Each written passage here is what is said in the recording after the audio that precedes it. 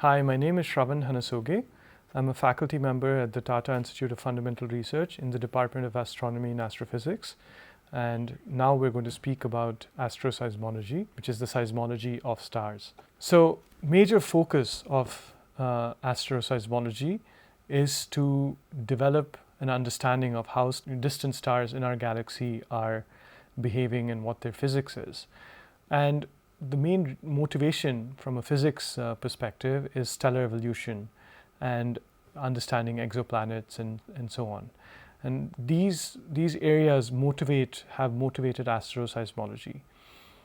And foundation for asteroseismology is helioseismology, which is the seismology of the sun. Given its remarkable success over the past few decades, there's been tremendous enthusiasm in applying many of these techniques to understand the structure of stars. And it provides perhaps the only and the most powerful means of testing theories of stellar structure and evolution. And if you think about it, the sun provides one constraint, one very high resolution constraint, but the sun is just a sun. Or what about other stars? Is the sun like other sun-like stars, or is it very different? And so these questions are of considerable interest to astrophysicists. And by complementing this one high resolution data point that we have with inferences of hundreds of thousands of other stars eventually, but we'd have coarse constraints, of course, on those because they're far away. You could, in principle, develop a very general picture of what's going on in stellar evolution, what's going on in stars, and how they evolve. So all stars pulsate. They're basically balls of gas, and so they all have pulsations. And the real question is, of course, whether they're detectable. And so for some stars, like Cepheids, they have very large amplitude oscillations. As you can see, they're about 10 kilometers per second, and so they become very nonlinear, and they create huge variations in luminosity, so much so that they were detected nearly 400 years ago by astronomers. And so they're very easily detectable by their large changes in luminosity. The stars like the sun, i.e. solar-like stars, these have outer convection zones, and they have generally much weaker oscillation amplitudes. But as a consequence, they're difficult to detect. They're linear oscillations, but they're difficult to detect, and only a few stars over the past few decades have been observed with sufficient quality from ground-based telescopes. But once you do observe them, they're fairly easy to interpret and understand, unlike Cepheids, whose oscillations are not easy to understand. Typically, stars are very far from us, so we see them as points of light, and so we only observe very low degree oscillations. What's really helped over the past 2 decades is the availability of space-based observations. So to enhance the stability of the instrument and to avoid atmospheric effects, the first space-based telescope, MOST mission, was launched in 2003 with a fairly small 15-centimeter telescope. Based on its success, 2006 mission was launched with a larger telescope, 27-centimeter telescope, called CORO, and this was subsequently followed up by a very, very successful mission, Kepler, which is a much larger 1.4 meter aperture telescope. The major thrust of these, of at least Kepler, was the detection of exoplanets orbiting other stellar systems. But Kepler has revolutionized asteroseismology with observations of nearly 170,000 stars, specifically with the goal of looking for exoplanetary transits. And these measurements are therefore taken at a cadence, or once every 30 minutes. And for some small group of stars, at about 59 seconds, every once in 59 seconds, it takes a measurement. The longer your cadence, i.e. the 30-minute cadence, the smaller your telemetry requirements, or the smaller the amount of data you need to transfer down. And so it's easy to take pictures every once in 30 minutes. It's much harder and much more expensive to take pictures every 59 seconds, let's say.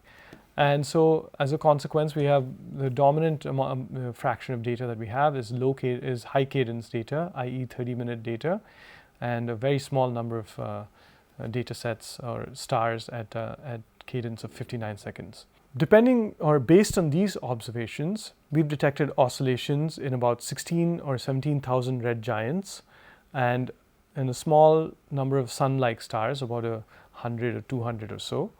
And so let me show you a couple of instances of how these oscillations look.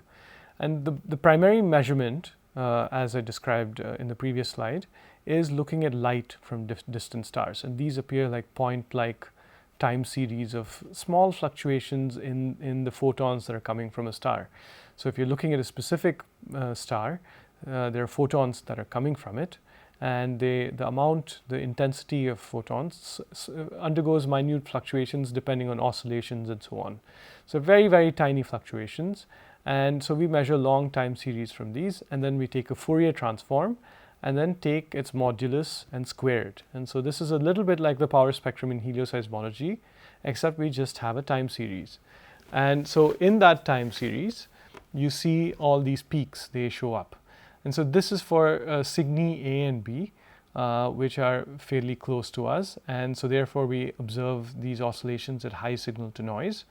And you see this remarkable structure that suddenly leaps out at you. You see a small peak, and then you see a tall peak, and followed, a double peak basically, and then there's a little space, and then there's another peak, then followed by a double peak, followed by another single peak, and so on. So you see this periodicity of these peaks here. And so this structure helps us, this structure in these peaks helps us understand something about the oscillations and what the star's composition and density are. So a very useful way to represent these data is to take this bit of the power spectrum, chop it up every so often, and then stack them together. So in other words, if you look at the diagram on the right, known as an Echelle diagram, let's say I place the 0 of this at the left of this. So the 0 frequency point on the right plot is the leftmost point of the left plot. And then I take about 100 microhertz from that first, and I place it at the bottom. Then I take the next 100 microhertz of it and place it just above it, and so on and so forth. And so if you do that, then you see all of these regular peaks, they all line up. So for instance, the 0 and the 2 line up to form the two prominent features on the left side of the right plot, and then the solitary peak that lines up to form the peak on the right plot. So you have 2 and 0 followed by 1, and so they all line up in this sense. And so these are different modes. This is L equal to 2 followed by L equal to 0, and then spaced by a significant distance L equal to 1. And the curvature of these features tells you a little bit about the structure and the properties of that star. So the simple asymptotic relations that govern these modes are as follow. So every frequency, as you remember, every mode is marked by its quantum numbers n, l, and m, and there's a simple relationship. If you ignore rotation for now and assume that modes are degenerate, which we won't, but in general, but for the case of this for the purposes of this discussion, we will. So if you nu nl, which is the resonant frequency of the nl mode, is approximately linearly connected to n plus l over 2. And then there are 3 parameters: epsilon, delta nu, and small delta nu. And so these epsilon is just a fit and not of particularly great relevance to us.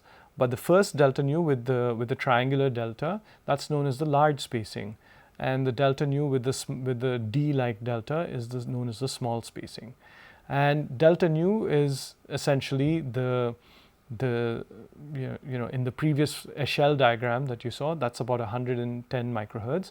That's the spacing between one radial order and the next. So essentially the spacing between the 0 and 2, the first 0 and 2, or 2 and 0, and the next 2 and 0. That's known as the large spacing, and that's inversely proportional, we can show, to the travel time, sound travel time through the star. If you remember, the 2 and the 0 were very closely spaced, and they were right next to each other. So every nu nl, which is for, let's say, n equal to 3 and l equal to 0, is very closely spaced to nu n minus 1 L plus 2. So the 2 and the 0, what this equation says is the 2 and the 0 modes, L equal to 2 and L equal to 0 modes, are very closely spaced.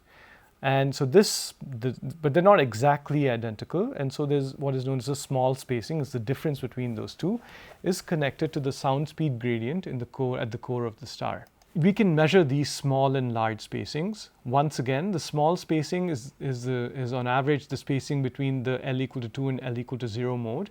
And the large spacing is the distance in frequency between one pair of the 2 and the 0 modes and the next consecutive pairs of the 2 and 0 modes.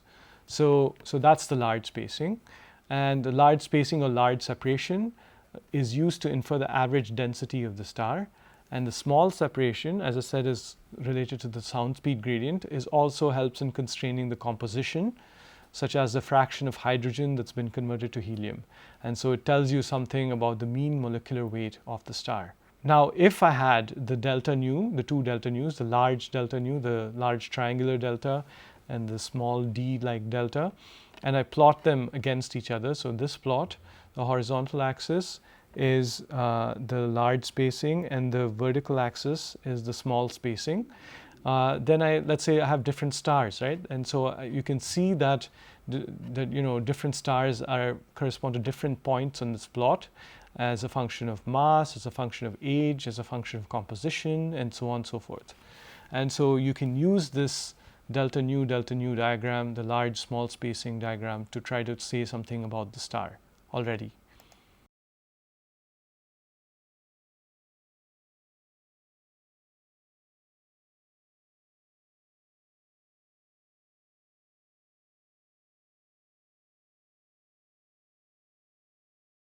That was just the simplest. The large spacing and the small spacing tells you sort of the very coarsest aspects about the star.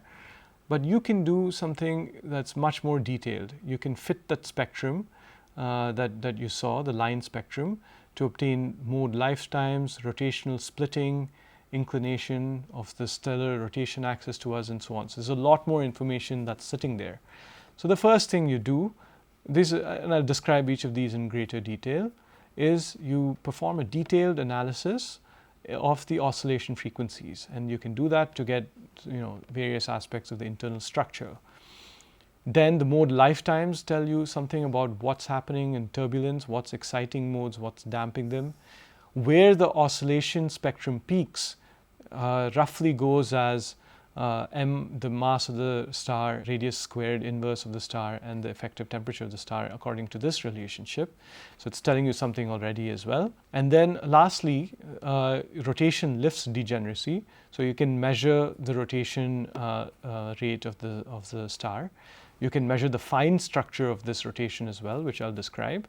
And you can also measure the orientation of the rotation axis of the star with respect to us. So it's a remarkable amount of detective work that you can do with seemingly so little information. Here's what I was describing to you earlier about what you can say with regards the structure of the star. So let's say I was trying to determine the age, composition, and mass of the star, and so on and so forth, from the oscillation frequencies. So what I would do is, let's say I create a grid of these parameters as a function of chemical composition, age, and so on. Each point refers on the horizontal axis to a different set of models. So let's say I fix the age at 6 gigayears, and then I select a range of models that have different chemical compositions. I do a stellar evolution calculation starting from a proto-star or like a molecular cloud, and then I evolve it to the age of 6 gigayears. And then I have different starting parameters, different compositions, and so on and so forth. And then I measure from this stellar structure model, I predict all the oscillation frequencies. Then from those oscillation frequencies, I compare those, the predicted ones, to the observed ones. And the difference between those two is known as the chi-squared here. And I plot that as a function. I do that same identical exercise as a function of age. I set an age, I generate a set of stellar structure models, then I measure all the predict all the frequencies from these, and I compare those with observations, and I measure the chi-square deviation, and I plot those again and again and again. So it's a very computationally laborious process. As you can see, that's what's been done here.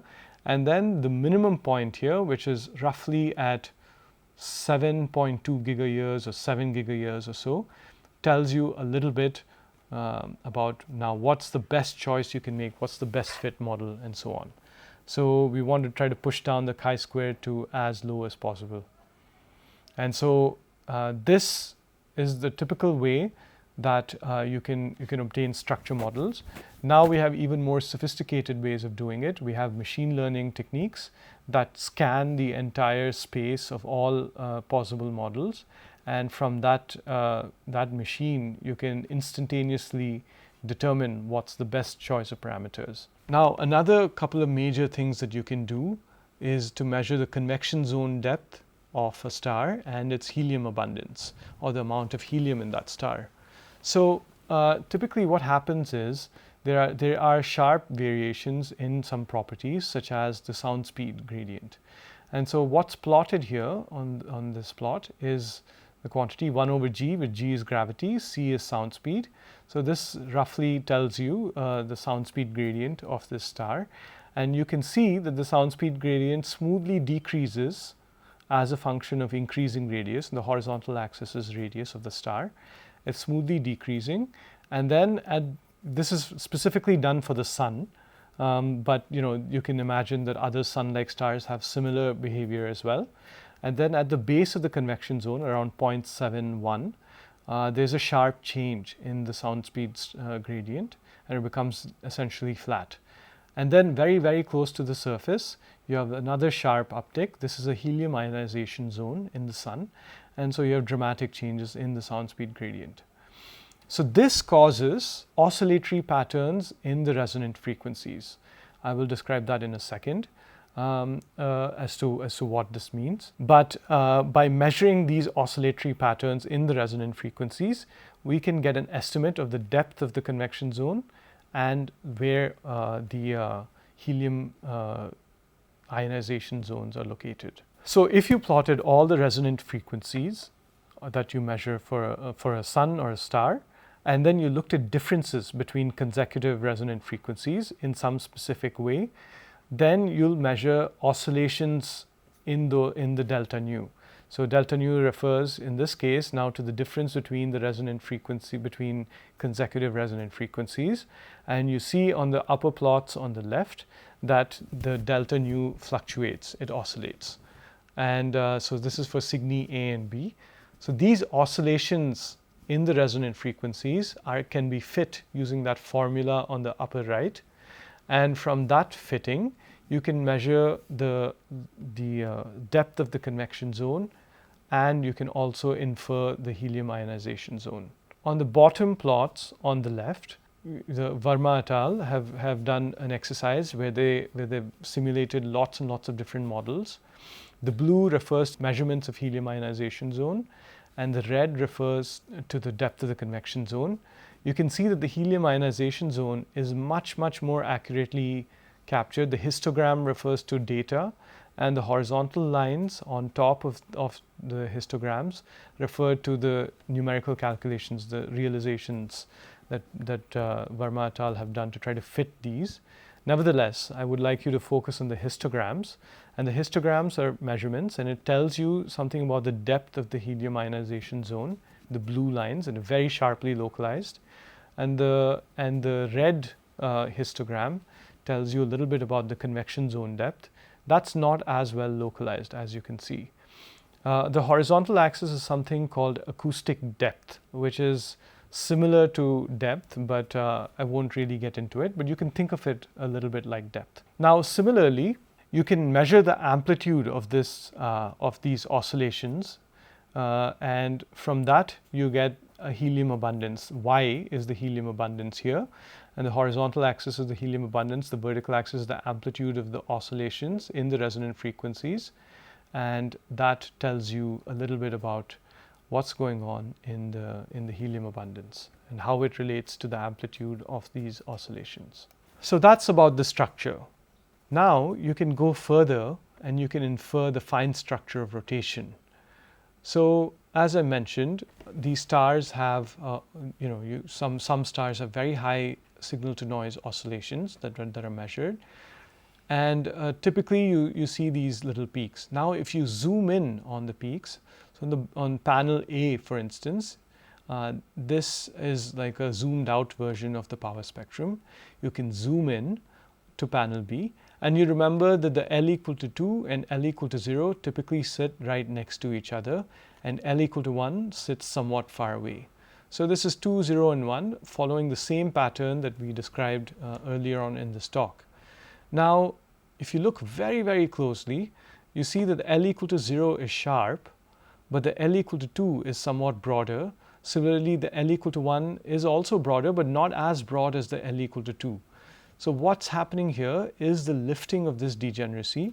L equal to 0 generally is not sensitive to rotation, but whereas m equal to 0 as its only quantum number, whereas L equal to 2 and L equal to 1 are susceptible to degeneracy lifting. And L equal to 2 has greater susceptibility to degeneracy lifting than L equal to 1, which results in a broader peak for L equal to 2, slightly less broad for L equal to 1, and not broad at all for L equal to 0. This is an effect directly of rotation. And so you can go and do very sophisticated inference from the amounts of degeneracy lifting in L equal to 2 and L equal to 1. You can actually take that measurement and then translate it to the change in rotation rate as a function of latitude. So on the right two plots, on the upper plot and the lower plot, these are two different stars. You can see that the color bar is telling you that the equator is rotating faster than the pole. So we measure this for both these stars. It's a very remarkable measurement because the star is very far away from us, and we're inferring some really subtle things about that star using very tiny changes in the power spectrum. And this is solar-like rotation, which is to say that the equator is rotating faster than the pole. So now those were for two stars. What happens if you look at a number of sun-like stars? And so this plot here shows a range of different stars that are oscillating, some that are from whose oscillations we've inferred rotation. Some are rotating like the sun, which is to say that the equator is rotating faster than the pole, and some are anti-solar like, which is to say that the poles are rotating faster than the equator. So if you look at the plot on the left, on the horizontal axis is detection probability, and the vertical axis is the number of stars, and on the other vertical axis is the cumulative number of stars. Most stars in this sample, especially those that are detected at high probability, most of them are rotating like the sun. There's a small fraction of stars that are not solar-like. This is very, very interesting because the sun provides us one constraint. As I said before, it tells us that the sun is differentially rotating. But if you look at all of these other stars, these other 20 or 30 stars that we're looking at here, they're also broadly rotating like the sun. So that tells us that all sun-like stars have a similar convective behavior, have a similar differential rotation. So there is some universal underlying physics. Now what that physics is, we are yet to determine, but the fact that they're all similar tells us that there may be something more universal going on. This is a very remarkable conclusion of this work and is a very hot topic of research in this area. On the plots on the right here, panels B and C, we are showing what are known as A1 and A3 coefficients. A1 refers to the rotation, the solid body component of the rotation. A3 refers to the differential rotation, which is to say the equator is rotating differently than the pole. So we're able to infer these numbers for each dot there refers to a different star, and you're able to infer these rotation rates as a function of latitude, if you can imagine, for very, very distant stars. So it's truly a remarkable measurement.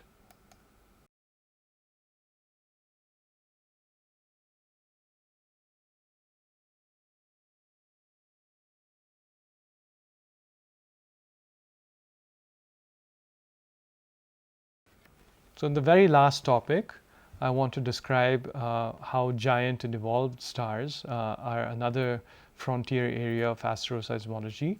So typically main sequence stars are very dull in that they're not doing a whole lot of dramatic or complicated things over their lifetimes. So they're evolving smoothly and continuously. But as they approach their end stages, which is to say as they burn through their hydrogen or most of the hydrogen in the core, they're running out of fuel. Then they start to undergo extremely complicated and rapid and dramatic changes.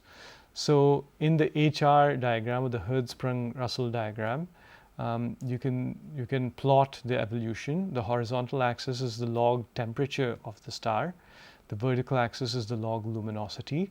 And you can see that as it goes from its main sequence to what is known as subgiant phase and then into the full red giant or evolved phase, it's undergoing all these rapid transitions, going back and forth and back and forth. And so what's actually happening is the hydrogen in the core is exhausted, and so the star no longer can produce thermal energy. So the core kind of collapses in on itself because it no longer has radiation pressure to support it. But as it collapses on itself, it heats up, and then it undergoes what are known as helium flashes. All the remaining helium it starts to burn as well. So you have this helium burning, and then that layer of helium gets consumed, and then the star again goes quiet, and then it flashes again, and you have another layer of helium burning, and so on and so forth. So you have this sequence of hydrogen and helium burning, and it's very complicated evolution. The core separates out from the envelope expands significantly. And for instance, the sun will also become a red giant, and the outer envelope of the sun will grow to consume the Earth, and that's how large it will become. And so eventually, of course, the star will die and become a brown dwarf or something of that sort. And during this process, there's considerably complicated angular momentum transport happening. The core can spin up, and the envelope can slow down, and the structure of the core is continuously changing as it evolves. The structure of the envelope changes. So there's a very rich and complex physics that's describing the end stages of stars. And so they're a topic of great interest to astrophysicists. So the astroseismology of these stars continues to remain an exciting open area. So as I was describing, all stars oscillate, including red giants. Red giants oscillate at very low frequencies, so they're on the order of tens of microhertz, which are well captured by Kepler, whose cadence for most measurements, as I described earlier on, is about 29 minutes. And so another nice thing about red giants, nice property, is that they have large amplitude oscillations compared to solar-like stars, in that they have several meter per second amplitude oscillations, whereas most main sequence stars like the sun have on the order of few centimeters per second. So in terms of detectability, they're easily seen, and they have high signal to noise. As a consequence of this cadence issue, some 15 to 17,000 red giant stars have been observed by Kepler. Their data set remains very poorly understood. Only a very, very tiny fraction of them has actually been carefully analyzed. The reason this is the case is that the oscillations of red giants is complicated by the mixed P and G mode characters. As I described, there are two types of modes: the pressure modes, which are like acoustic modes, and there are buoyancy fluctuations, which are gravity modes. And these are mixed in the case of red giants. They're not mixed, they're separate in the case of main sequence stars. But in the case of red giants, they're fully mixed, and this complicates the analysis significantly. Which is to say that if you looked at a part of the power spectrum, there are both P and G modes sitting there, and identifying and labeling a mode as to whether it's P or G is very challenging. And another complicating factor is the structure of the core and the envelope is very different. they're rotating at different rates, and the inclination of the red giant's rotation axis to us is also different for different red giants, which all tends to significantly complicate the interpretation of these. So as a consequence, only a very small fraction of these red giant data sets has been analyzed. So here is an Echelle diagram that I described earlier. So you have the standard large spacing, which is the triangular delta nu. You have the small spacing, which is the D type delta nu. And you can see that the 2 and the 0 line up quite nicely. So delta nu 0, 2, they line up very well. So these are the acoustic modes. The L equal to 2 modes are on the left. The L equal to 0 modes are on the right, on the left part of this Echelle diagram. But if you go on the right, where you expect to see L equal to 1 also in a straight line, you see that that's really not the case. You see power is distributed in a haphazard and much more complicated way. There is no obvious structure that we are used to seeing in the case of sun-like stars.